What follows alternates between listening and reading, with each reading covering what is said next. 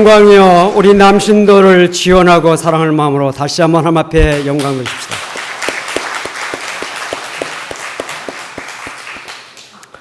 오늘 남신도 주일을 맞이해서 하나님을 감동시킨 다윗이라고 하는 말씀의 제목을 가지고 함께 은혜를 나누기를 원합니다. 마케팅의 용어의 변천을 보면 과거의 고객 서비스 시대, 그 다음에 고객 만족 시대, 지금은 고객 감동 시대입니다. 고객을 감동시키지 않고는 계속해서 물건을 팔 수 없다고 하는 생각을 가지고 있기 때문입니다. 단골 고객에게 더 공을 들여라. 뜨레기 손님과 단골 손님을 다르게 대우하는 차별화 마케팅이 급속도로 확산되고 있습니다.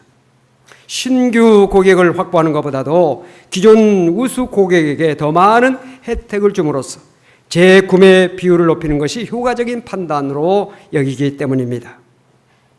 가정에서도 서로에게 감동을 주는 가정이 행복하고 아름답습니다. 어린 동생이 형에게 감동을 주는 이야기가 있습니다. 어느 날 희귀 혈액형을 가진 아이가 급히 수술을 하기 위해서 수술실에 들어갔습니다.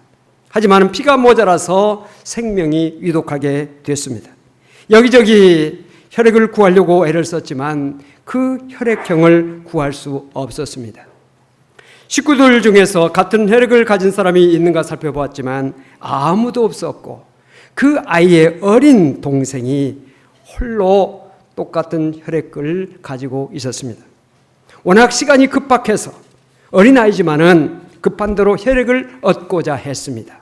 의사가 물었습니다. 얘야, 지금 형이 몹시 아프단다. 피가 부족해서 어쩌면 하늘나라로 갈지도 몰라. 그러지 않기 위해서는 내 피가 필요하다. 형에게 내 피를 좀 주어야겠다. 좀 아프겠지만 형이 다시 살 수 있단다. 아이는 한동안 고개를 숙이고 생각을 했습니다. 그리고 나서는 고개를 끄덕였습니다. 그리고 혈액을 뽑는 주사바늘을 꽂고 피가 나가는 것을 물끄러미 쳐다보다가 갑자기 울음을 터뜨리며 부모를 쳐다보았습니다. 부모는 아이를 달랬고 입고 주사바늘을 빼자 아이는 울음을 그치고 눈을 감고 일어나지 않았습니다. 의사가 물었습니다. 얘야, 다 끝났다. 근데 왜 눈을 감고 있니? 하늘나라에 갈 준비를 하고 있어요.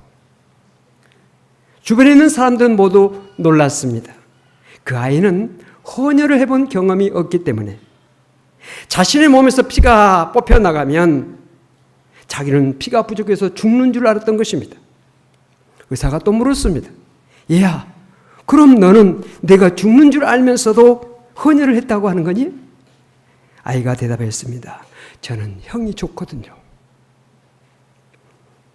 네. 모두들 말을 하지 못하고 눈물을 흘리고 있었습니다. 감동적인 이야기죠. 어느 교회 집사님 아들이 군대를 갔습니다.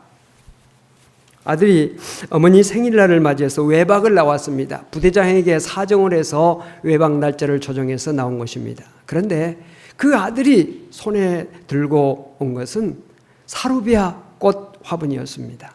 어머니가 좋아하는 빨간 사르비아 화분을 손에 들고 어머니의 생일날을 맞이해서 어머니에게 온 것입니다. 그런데 더 놀라운 것은 그 아들이 그 사르비아 꽃 화분을 꽃집에서 산 것이 아니고 군대에서 상관들의 눈치를 보면서 틈틈이 물을 주며 고이 길러서 정성스럽게 길러서 어머니의 생일을 맞이해서 어머니에게 선물로 가져온 것입니다. 아들의 사랑과 정성이 엄마의 마음에 감동을 준 것입니다.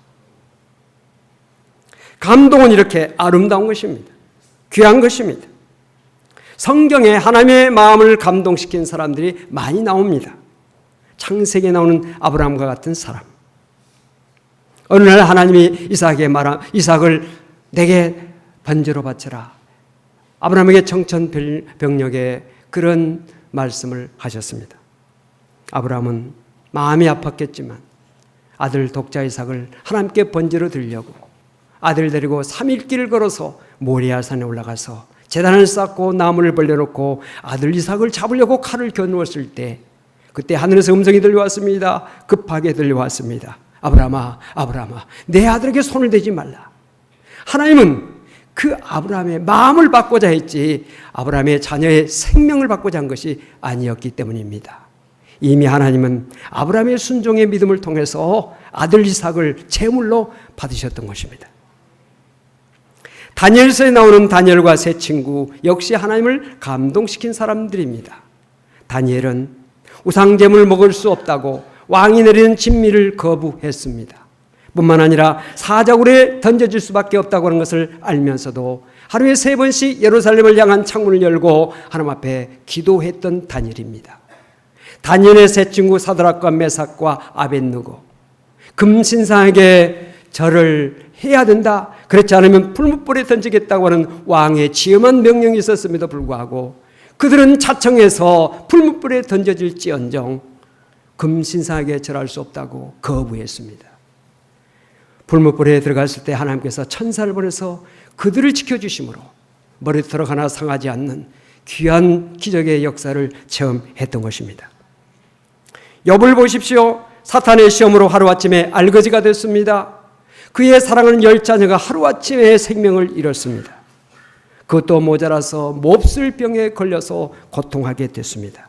그러나 그는 한 번도 하나님을 원망하거나 하나님을 배반하지 않았습니다. 하나님을 감동시킨 모습인 것입니다. 오늘 본문에 한 인물이 소개되고 있는데 다윗입니다. 이 다윗 역시 하나님을 감동시킨 사람 중에 한 사람입니다. 다윗은 예루살렘에서 10km 정도 떨어진 조그마한 동네 베들레헴에서 출생한 사람입니다. 다윗은 아버지 이새의 8아들 가운데 막내 아들로 성장했습니다. 당시 이스라엘의 왕은 사울이었습니다. 사울은 왕이 되기 전에는 겸손했지만 왕이 되고 나서는 교만하고 하나님의 말씀에 불순종했습니다. 그래서 하나님께서는 사울을 세우신 것을 후회하시고 사울을 피하시고 다윗을 왕으로 세우시고자 하셨습니다. 하나님께서는 선지자 사무엘에게 기름병을 들고 이새의 집에 가서 아들들 가운데 내가 지정한 사람을 왕으로 기름 부어라. 하나님의 명령을 받은 이 사무엘이 기름을 취해서 이새의 집에 찾아갑니다. 이새는 갑자기 자기 집에 방문한 선지자 사무엘을 보고 두려워하면서 엎드렸습니다. 두려워하지 말라. 우리 함께 하나님께서 이 집에서 왕을 세우시려고 하니 아들들을 내 앞에 모두 데려오너라. 이새는 다윗 한 사람 빼놓고 7 아들들을 모두 다 사무엘 앞에 세웁니다. 하나님은 그들 가운데서 아무도 택하지 아니었습니다. 사무엘이 또 묻습니다. 아들들이 이밖에 없느냐? 한 아들이 있는데 들에서 양을 치고 있습니다. 양을 지키고 있습니다. 데려오너라. 왕을 세우는 이 귀한 일에 아버지나 형제들은 다윗이 결코 왕의 제목이 아니라고 생각했기 때문에 그 다윗 홀로 들에서 양을 치고 있었던 것입니다. 사무엘 앞에 선 다윗을 하나님께서 이 아이다. 이에게 기름을 부어라. 사무엘은 하나님의 말씀대로 다윗에게 기름을 부었고 다윗은 기름 부음을 받았지만 그가 왕이 되기까지는 많은 고난의 시간들이 있었습니다. 다윗이 이스라엘을 침공해온 블레셋 장수 골리앗을 죽이고 블레셋 군대를 물리친 일로 인해서 백성들의 인기를 한 몸에 받게 됩니다. 사울왕은 그를 시기하여 견딜 수 없었고 그를 죽이려고 했습니다. 왜냐? 자기 왕위를 빼앗길까 두려웠기 때문입니다. 그러나 하나님은 다윗을 보호해 주셨습니다. 어느 곳에서도 지켜주시고 보호하셔서 그의 생명이 해함을 받지 않게 하셨습니다. 사울왕이 블레셋과의 전쟁에서 죽자 다윗이 이스라엘 왕이 되었고 주변의 적들을 물리치고 든든히 나라를 세우게 되었으며 평안해졌습니다. 이제는 백향목 궁에서 평안한 세월을 지낼 수가 있게 됐습니다. 같은 내용을 담고 있는 사무엘상 7장 1절에 보니까 여호와께서 사방의 모든 대적을 파하사 왕으로 궁에 평안히 거하게 하신 때라는 말씀이 나옵니다. 다윗은 가장 평안하고 인생의 정상에 섰을 때 결코 하나님을 잊지 않고 하나님의 은혜를 그는 늘 생각했습니다.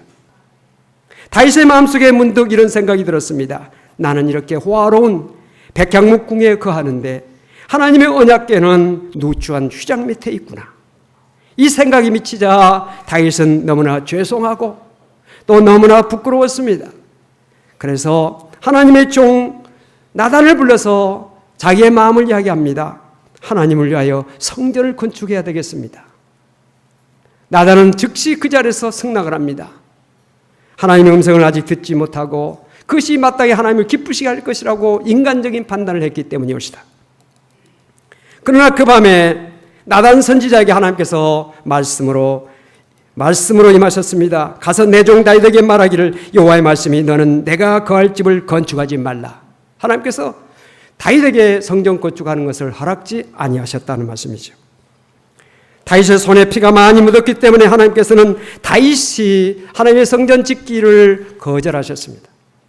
그러나 하나님은 다윗의 그 충성스러운 마음, 그 아름다운 마음을 기쁘게 받으시고 다윗에게 큰 복을 내리셨습니다. 오늘 본문 말씀을 보면 다윗의 이름을 존귀하게 하는 복을 주셨습니다. 8절 말씀 우리 같이 한번 읽어보시겠습니다. 내가 어디로 가든지 내가 너와 함께 있어 내 모든 대적을 내 앞에서 멸하였은즉 세상에서 존귀한 자들의 이름 같은 이름을 내게 만들어 주리라. 아멘. 성경에 나오는 위대한 인물들의 이름들을 살펴보면 아브라함이 235번 기록이 됩니다. 모세와 같은 사람의 이름은 796번이 기록이 됩니다. 그런데 다윗의 이름은 무려 953번이나 기록되고 있습니다. 그뿐 아니라 하나님은 다윗을 내 마음에 합한 자라고 말씀하셨습니다. 이스라엘 국기를 보면 국기 한가운데 별이 하나 그려져 있는데 그 별의 이름은 다윗의 별인 것입니다. 예수님을 부르는 호칭 가운데 하나는 다윗의 자손이라고 하는 호칭입니다.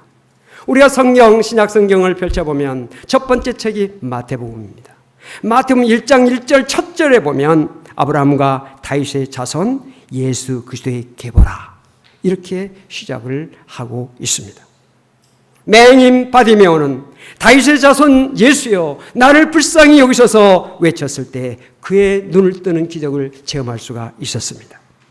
가난한 여자 하나가 다윗의 자손 예수여 나를 불쌍히 여기셔서 내 딸이 흉악히 귀신에 들렸나이다 외쳤을 때 그 딸이 고침을 받았습니다.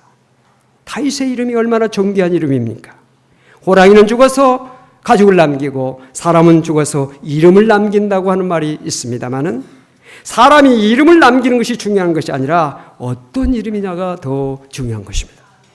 남신도의 여러분, 여러분의 이름이 자녀들에게도 훌륭한 아버지의 이름으로 기억될 수 있기를 바랍니다.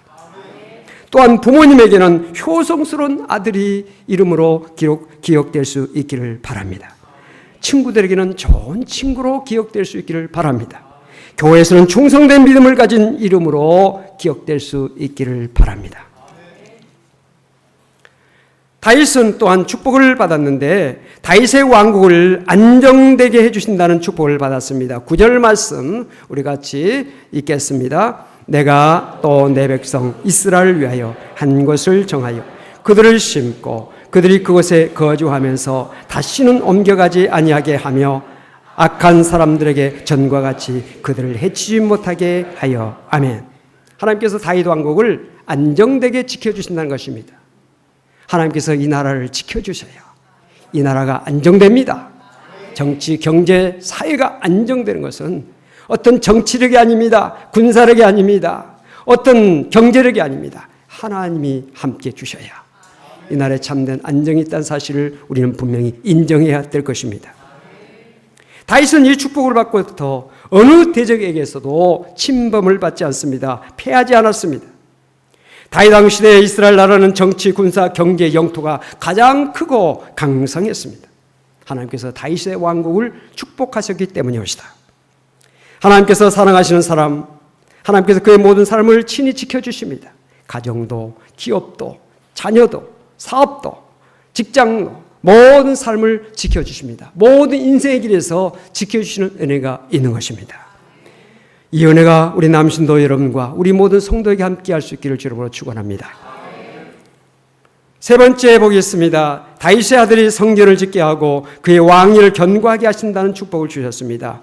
11절과 12절 말씀 우리 함께 읽겠습니다. 내 생명의 연한이 차서 내가 조상들에게로 돌아가면 내가 내 뒤에 내 씨 곧 내 아들 중 하나를 세우고 그 나라를 견고하게 하리니 그는 나를 위하여 집을 건축할 것이요 나는 그의 왕위를 영원히 견고하게 하리라. 아멘. 다윗이 하나님을 위해서 성전을 건축하겠다고 하는 이 귀한 생각을 했을 때 하나님께서는 그의 소원을 그 당사자에게는 이루어 주지를 않으셨지만 그의 아들, 그의 자손들을 통해서 놀라운 축복으로 하나님께서 이루어 주셨던 것을 볼 수가 있습니다. 우리의 소원이 우리 당대에 이루어질 수도 있지만 우리의 아들, 우리의 딸, 우리의 손자, 손녀, 우리 후손들에게서도 이루어지는 축복이 있다는 사실을 여러분들이 아시길 바랍니다.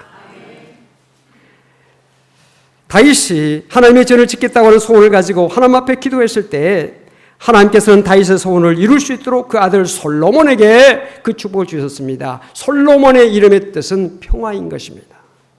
평화롭게 정말 하나님의 성전을 짓도록 하나님의 성전의 그 이름은 평화인 것입니다. 우리 교회 안에도 평화가 깃들고 여러분들의 가정 일터 모든 삶의 자리에도 평화가 깃들기를 바라고 우리나라에도 평화가 깃드는 나라가 될 수 있기를 바랍니다. 하나님께서 사랑하시는 나라, 하나님께서 사랑하시는 또한 단체, 교회, 모든 가정이나 개인 하나님께서 주시는 은혜와 축복이 반드시 있는 것입니다. 자식에게 물질을 남기는 것보다도 믿음을 갖게 하는 것이 더 귀하다는 사실을 여러분들은 잘 아십니다. 세상의 물질을 쌓는 것보다 하늘의 보화를 쌓는 일이 더 귀중하다는 사실을 우리는 말씀을 통해서 깨닫고 있습니다. 사랑하는 남신도 여러분, 그리고 사랑하는 성도 여러분, 여러분은 무엇을 통해서 하나님의 마음을 감동시켜 드릴 수가 있습니까? 아브라함처럼, 다니엘처럼, 욥처럼, 다윗처럼 하나님을 기쁘시게 하는, 하나님께 충성하고 순종하는 믿음으로 하나님을 감동시켜서 여러분과 여러분들 자녀, 여러분들 자손 대대에 복이 임할 수 있기를 주름으로 축원을 드립니다. 기도하십시다. 하나님 아버지 감사합니다. 하나님의 마음을 감동시킨 다윗에 대한 말씀을 살폈습니다. 다윗이 하나님의 마음을 감동시킨 그 믿음을 가지고 자신도 자녀도 자손들 그가 세운 나라 그가 이루고 있는 모든 삶의 자리가 복된 삶의 자리가 되었던 것을 봅니다. 우리 사랑하는 성도들 한 사람 한 사람 하나님을 감동시키는 우리 남신도 또 우리 모든 성도가 될 수 있도록 복을 내려 주시옵소서. 그리하여 하나님께 주신 영육간의 복이 우리 모든 성도들 개인뿐만 아니라 가정, 자녀, 자손들, 기업과 직장과 모든 삶의 자리에 풍성하게 넘치는 귀한 은혜가 있게 하여 주시옵소서. 예수 그리스도로 감사하며 간절히 기도하옵나이다. 아멘.